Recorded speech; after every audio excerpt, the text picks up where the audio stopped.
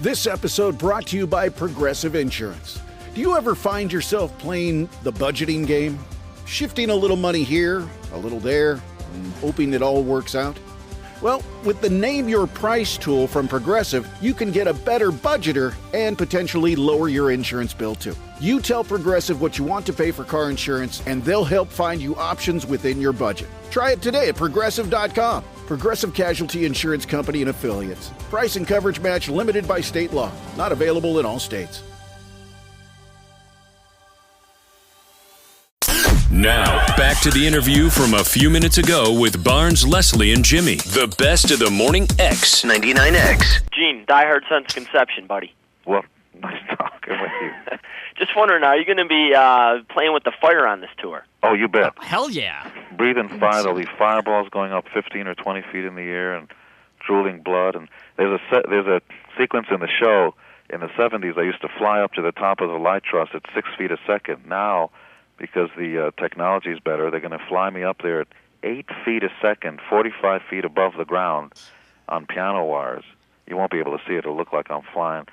And up there, I'll be singing God of Thunder and, of course, throwing up blood all over anybody who's underneath. You know, I remember that. I remember that because back then, you know, I was 12 or 13, so I really believed, like, I thought that this Gene Simmons guy was like some kind of creature. How does he throw up blood? You know, I thought you were the devil. That was all it was. That's my job. You were working. Okay. Yeah, that's my job. Thanks, Tony. Mark, you're on the air with Gene Simmons. Yes, I'd like to first and foremost say happy birthday to Barnes. Hey, thanks. And no problem.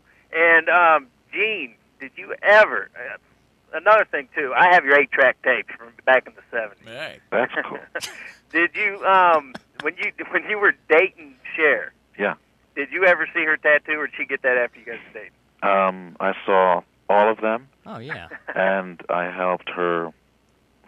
She wanted to know where to put the next two, and I said, here and here.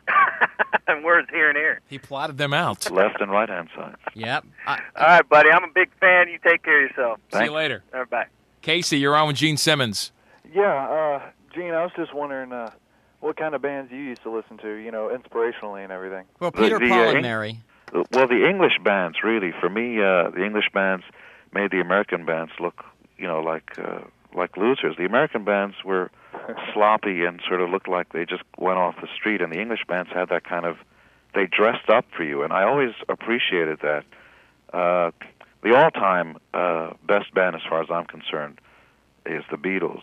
Yeah, definitely. Not because it's a popular thing to say, but because just in sheer songwriting prowess, you know, nobody can kiss their boot heels. It's just the top of the top. Yeah, I agree with that. Barnes, happy birthday, man. Hey, thank you very much. Hey, Right. Gene, are you still taking the Polaroids of all the women that you hang out with? Yes, sir. I take the point of view of, of the tourist, the perennial tourist. Right. If you've been there, you may as well take a photo of it. Now, you've got to have, after how many years, what do you keep these in? They're One large. of those big semi-trucks he was talking That's about. one of the trucks carries the photos. No, they're large model portfolios. They're about, 3.5 feet by 4 feet. You know, they come with a handle. And, we can all joke around a lot about it, but I'm sort of romantic about it.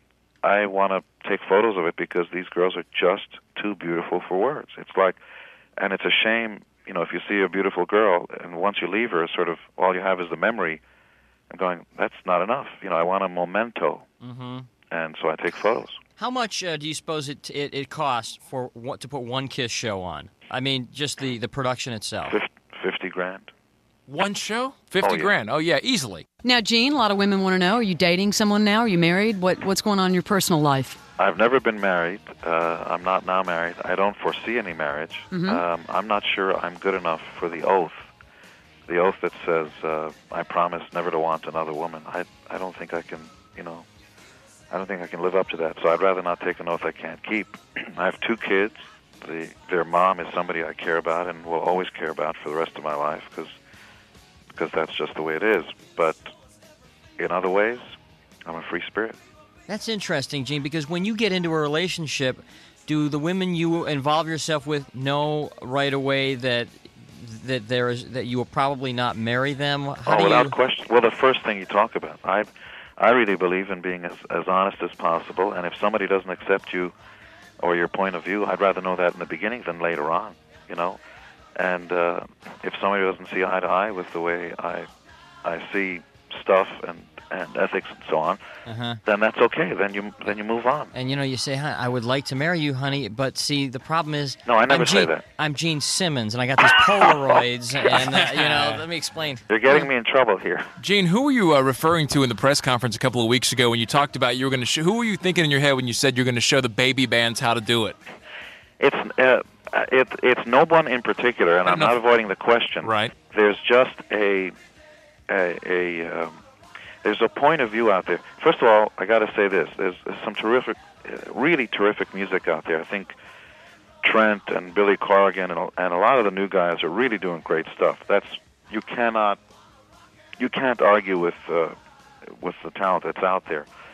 But in terms of the live experience, nobody's doing crap. I mean, nobody's getting out there and giving people bang for the buck. It's really getting the other way around. It's just white lights and guys. And I don't want to see another set of wrinkled shirts up there. Okay, a band that does well, that sells 1 million records, is not a poor band. So once they hit the stage, and they're still wearing the torn jeans and wrinkled shirts, then becomes as much of a costume as ours. And I'm a little tired of it. I want variety. For every band that gets up there and says, "I'm just every man," I want superheroes on stage. So if there aren't any, we're going out. Let's talk to some listeners. Chris, you're on the air with Gene Simmons. What's up, Gene?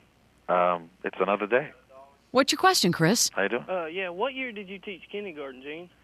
I taught 6th grade in New York City in Spanish Harlem. It was about 72, 71, around there. I can't even imagine. Wow. Did you wear a tie? Either. Did you wear a tie, Gene?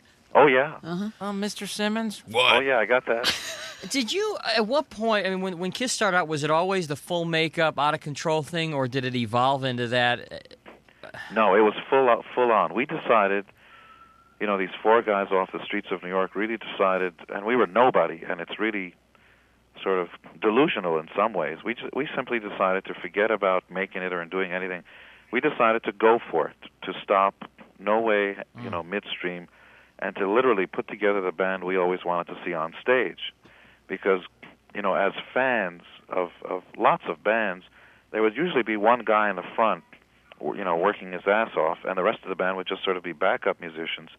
And we decided to take what the Beatles were doing, which is that everybody sang, everybody wrote, everybody was up there, everybody equally important, and put together a kind of a 4-wheel drive band, and to break the walls, to go and dress as wild as possible, and to really take it out there. Whose idea was the makeup? No one can stand up and say it was I. We just sort of all had the same mind frame. I remember, we had a loft in downtown New York on 23rd and 5th, and all I remember is after rehearsals we'd be sitting there putting makeup on, and nobody even thought it was bizarre. It was like, yes, that's what we're supposed to do. It was bizarre. This interview isn't over. More after a quick break. You can also find it and more on the Morning X with Barnes and Leslie podcast. You're inside the best of the Morning X. The United States Soccer Federation presents the U.S. Soccer Podcast. Inside the opening 45 seconds. What a goal! Jack McGlynn with that cannon of a left foot. Never miss a game. What a start for the United States. Shot for distance. What a goal! Never miss a moment. Exquisite from the San Diegan. Can he finish? Yes, he can! Yeah! The U.S. Soccer Podcast. Follow and listen on your favorite platform.